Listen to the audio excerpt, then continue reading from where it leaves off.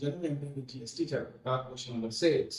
इससे पहले के पिछले क्वेश्चन में पिछली वीडियो में करा चुका हूं। जिन स्टूडेंट्स ने वीडियोस नहीं देखी है जाके देख सकते हैं। चलिए स्टार्ट करते हैं। क्वेश्चन देखिए, pass entries in the books of mister Rupani of Gujarat assuming CGST 9% and SGST 9%। तो यहाँ क्वेश्चन हमको बोल रहा है कि हम रूपानी है गुजरात के, हमें ये ट्रांजैक्शंस को रिकॉर्ड करना है। ठीक है, तो हमारी स्टेट कौन सी है? गुजरात है। ध्यान रखना है क्योंकि अगर गुजरात का सामान गुजरात में सेल होगा तो हमें दो टैक्स लगाने हैं, जिसका नाम है सीजीएसटी एसजीएसटी। और अगर गुजरात से बाहर सेल होता है तो हमें लगाना है आईजीएसटी। ठीक है, तो यहाँ पे रेट क्या है? सीजीएसटी का 9% है और एसजीएसटी का भी 9% है। तो पहली एंट्री है, purchase goods for 2 lakh from Suryakant of Jaipur Rajasthan. अब हमने सामान खरीदा सूर्यकांत से और वो जयपुर का है, राजस्थान में। स्टेट चेंज हो गई, इट मींस यहाँ पे क्या होगा? यहाँ पे जो टैक्स लगेगा वो लगेगा आईजीएसटी। ठीक है, तो परचेज मींस परचेज हमेशा डेबिट में आती है, तो मींस क्या होगा? पहली एंट्री में परचेज तो आएगा वही पहले, मतलब एंट्री परचेज अकाउंट डेबिट, और जिस साइड परचेज होता है उसी साइड ही टैक्स लगता है, और परचेज के ऊपर जो टैक्स लगता है उसको बोलते हैं इनपुट। तो हम यहाँ लगाएंगे इनपुट। अब यहाँ स्टेट चेंज हो गई तो सिर्फ एक ही टैक्स लगेगा जिसका नाम होगा आईजीएसटी, और दूसरी तरफ जिससे सामान लिया तो किससे खरीदा है हमने? सूर्यकांत से। ठीक है, परचेज कितने की करी थी? परचेज करी थी 2 लाख रुपीस की। अब आईजीएसटी जो है हमारा वो कितना हो जाएगा? सीजीएसटी 9% था, एसजीएसटी 9% था, दोनों को जोड़ दो। जोड़ के कितना बना? 18%। इट मींस आईजीएसटी कितना हो गया? 18 18 2 36। तो 36,000 हमारा यहाँ पर आ गया आईजीएसटी। तो हमारी यहाँ पर वैल्यू होगी 2,36,000। ठीक है, सेकंड देखते हैं, sold goods for 1,50,000 to mister Pawar of Mumbai Maharashtra and cheque receive was sent to bank.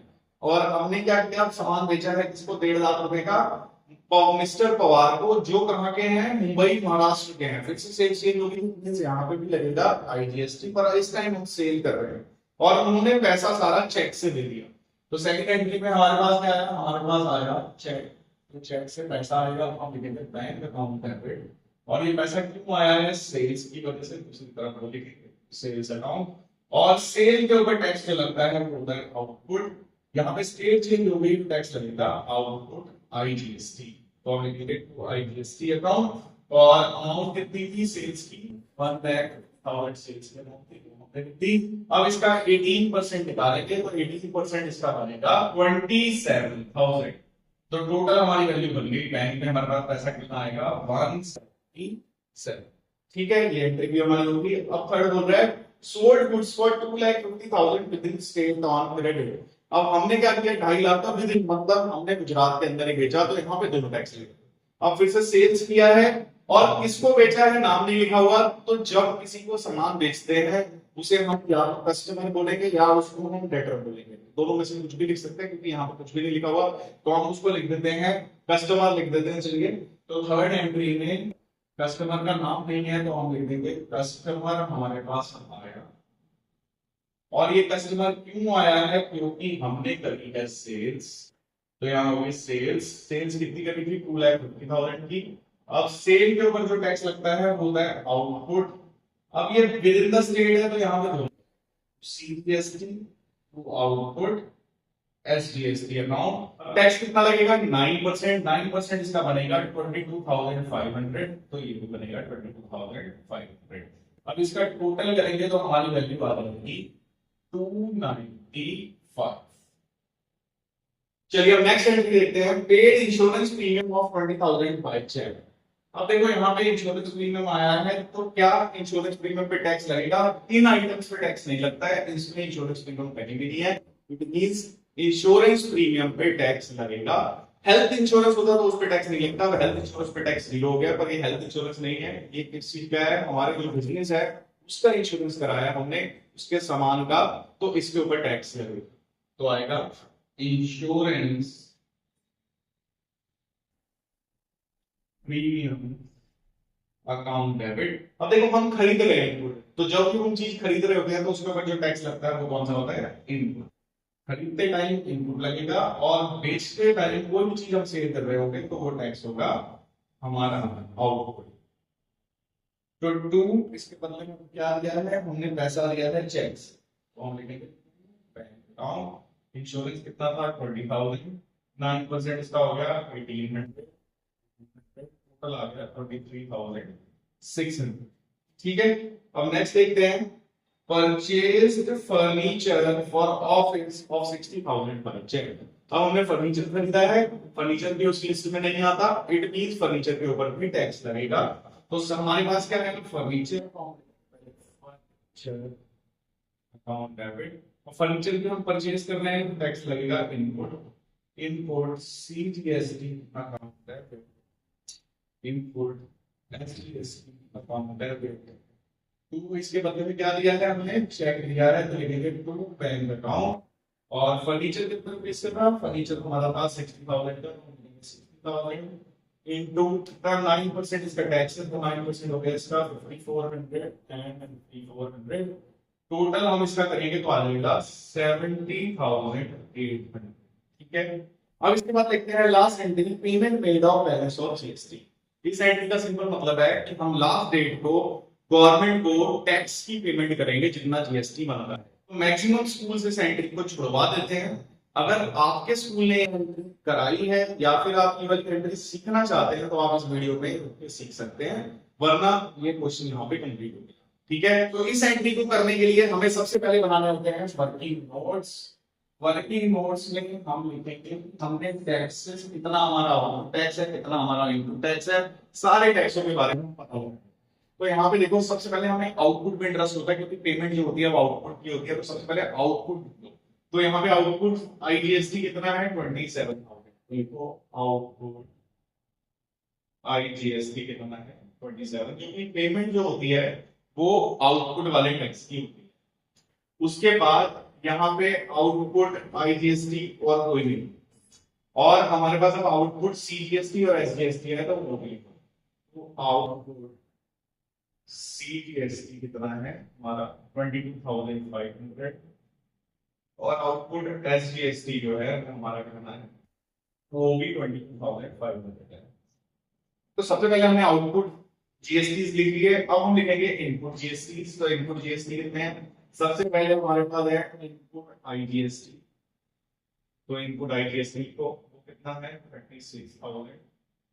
ठीक है, उसके बाद हमारे पास है इनपुट के दो सीजीएसटी और एसजीएसटी। तो पहले लिखो इनपुट सीजीएसटी कितना है, ये है 1800 और ये है 5,400, दोनों का टोटल करेंगे तो आएगा 7,200।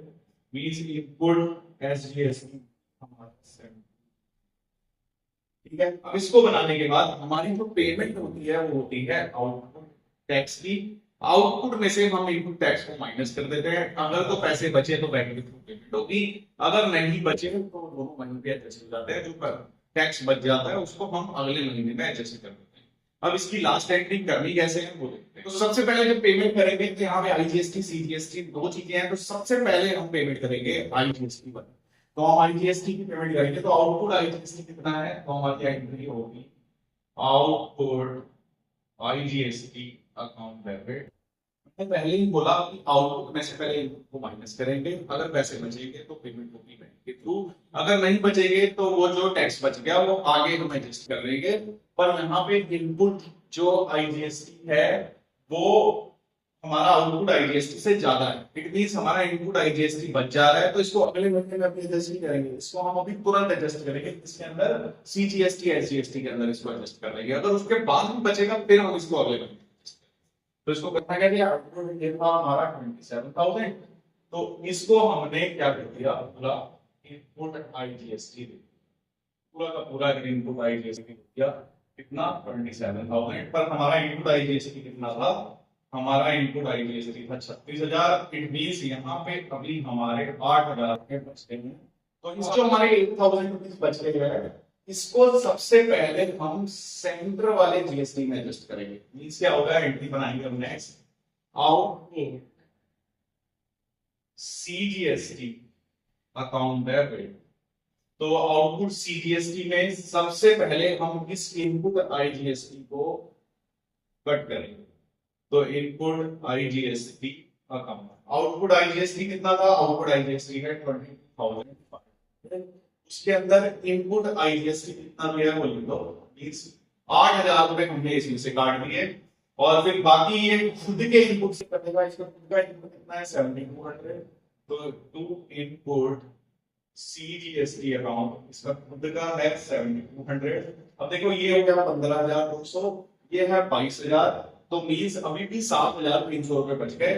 उसकी बैंक के थ्रू हम क्या करेंगे? तो bank account 7,300।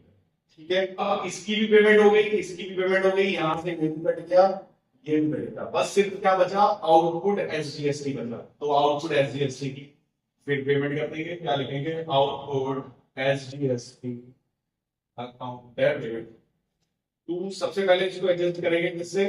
To input SGST से, और कितना था आउटपुट वाला? 22,500, और इनपुट वाला ये कितना है? 7,200।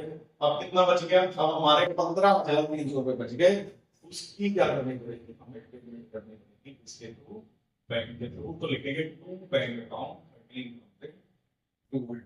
ठीक है, सो आई होप आपको ये कॉन्सेप्ट समझ आया होगा। मिलते हैं नेक्स्ट वीडियो में इस चैप्टर के नेक्स्ट क्वेश्चन के साथ।